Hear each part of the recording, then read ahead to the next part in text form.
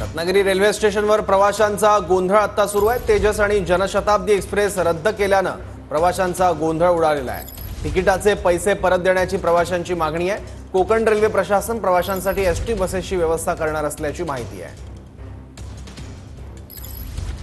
तरी पण कोकण रेल्वे अद्यापही ठप्प आहे।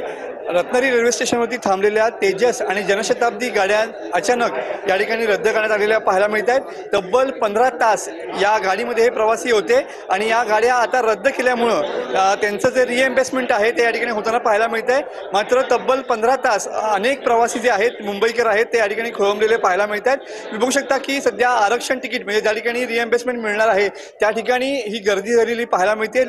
प्रवासी अक्षरशः 15 तास या दोन्ही गाड्यांमध्ये अडकलेले पाहायला मिळतात आणि त्याच अनुषंगाने सध्या जो प्रवास जो आहे तो अचानक या ठिकाणी रद्द केलेला आहे। दोन गाड्या अचानक रद्द केलेल्या आहेत, त्यामुळे तिकीट काउंटरवरती या ठिकाणी गर्दी पाहायला मिळते। लोक आपले रिफंड घेण्यासाठी या ठिकाणी गर्दी केलेली पाहायला मिळते। अचानक ट्रेन रद्द केल्यामुळे ही समस्या या ठिकाणी पाहायला मिळते। सध्या लोक संतप्त झालेले आहेत आणि आम्ही मुंबईला जायचं कसं असा सवाल या ठिकाणी विचारला जातोय।